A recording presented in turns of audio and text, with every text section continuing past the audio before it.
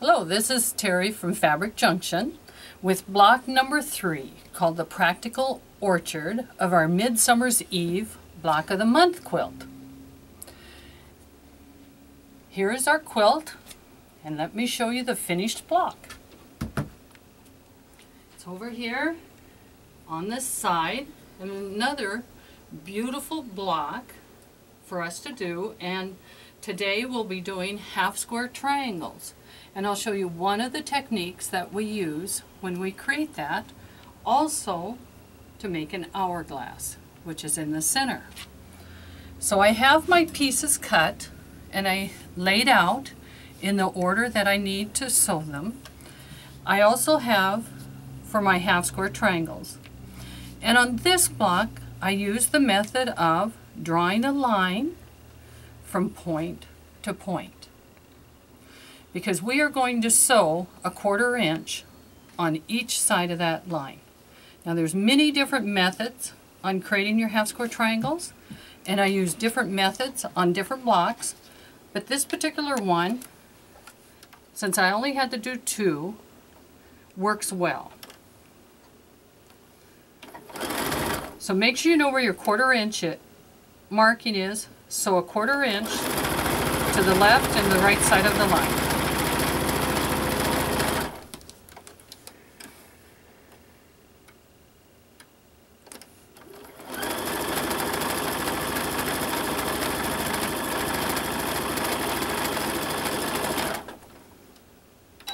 After you've sewn on both pieces, you can either use your scissors or your rotary cutter to cut on the pencil line.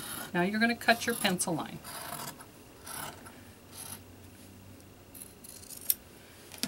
We'll go and press,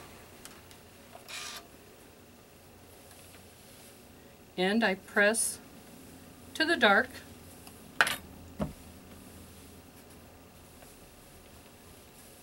When you're done pressing, you'll see you'll have little dog ears.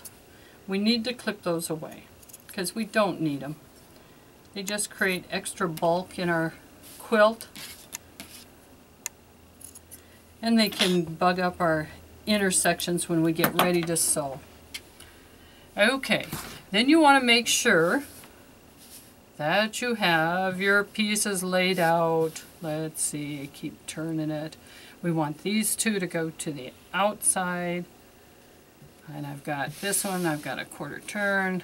Well, I'll get it straight because I want blue on white. There we go. And this one points to the outside, this points to the outside. Double check. I have ripped many times. To do the hourglass section, the easiest part to start is right here where we have a 45-degree corner. So I line that up, and hopefully it lines up pretty like this. If it doesn't, this is the important part here, is to get that one square.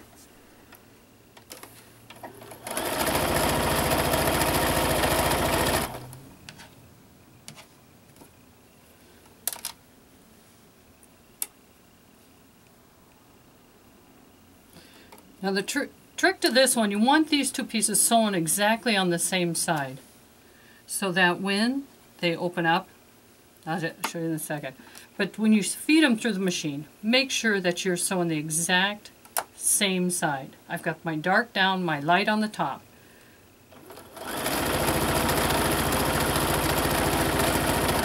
Because it is very easy to sew one way and the other from the other side, and then they won't match up. Okay, let's go back and press, and we will press to the dark, and we press to the dark on both of them. That way we know when we line it up to do the other seam, we already have our seam allowances going left and right. So line up the seam, place your angle,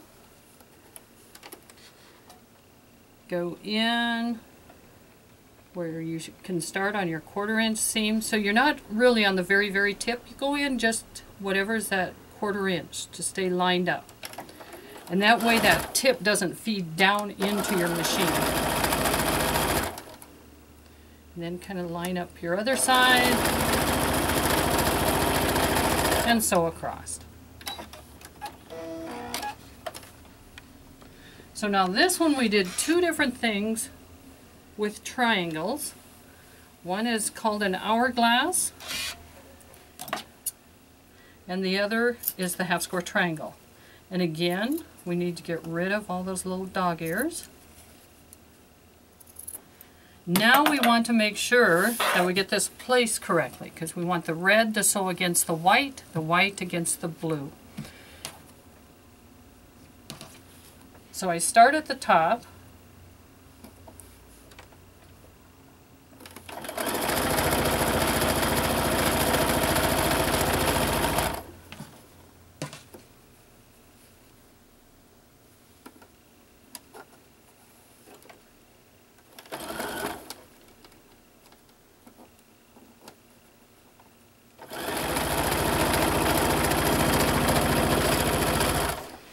Now one of the things, this is a bias section when we cut, so you be careful not to pull it because it will start to distort.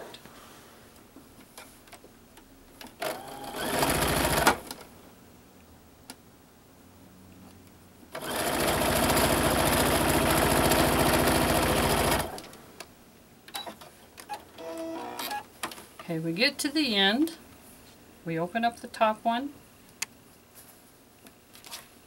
If it's easier, you can place it.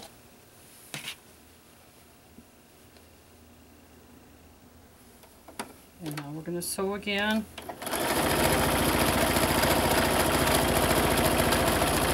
And I have all my strings attached, so when I open it up to sew the other side, my squares should be where they belong.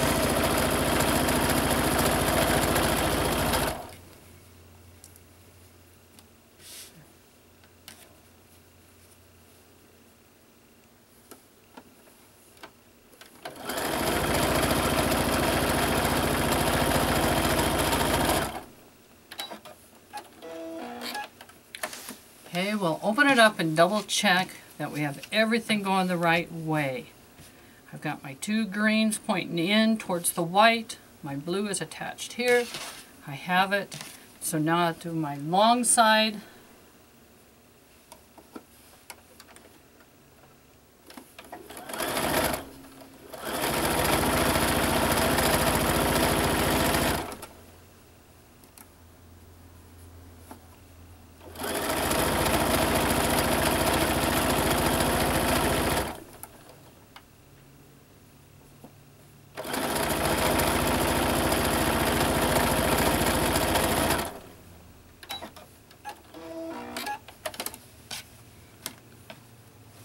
That one out of the way, turn this one over,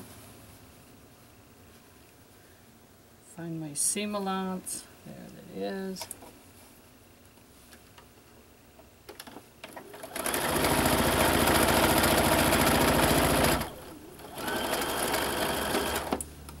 And this is one of those I just realized because I'm doing it. Sometimes I do things just out of habit. I'm crossing an intersection, and if I have Christopher zoom in, maybe you can see it. Here's my intersection. There's one this way, and there's one at an angle this way.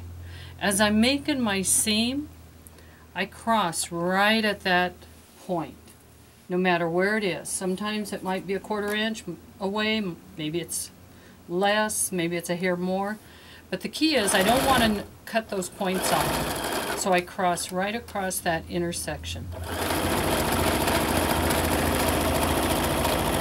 And that's something I do just automatic anytime I have an intersection like that. But there is our block once again. Here it is in our beautiful quilt. If you haven't joined our online program to make the quilt out of our fabrics, you still can. We don't have any deadline when you can join. If you would like us to quilt it. Our quilting is done by our in-house staff, and they do a beautiful job of quilting all of our samples that I've shown you. So I'm hoping you enjoyed the Practical Orchard of block number 3 for Midsummer's Eve block of the week. Thank you for joining.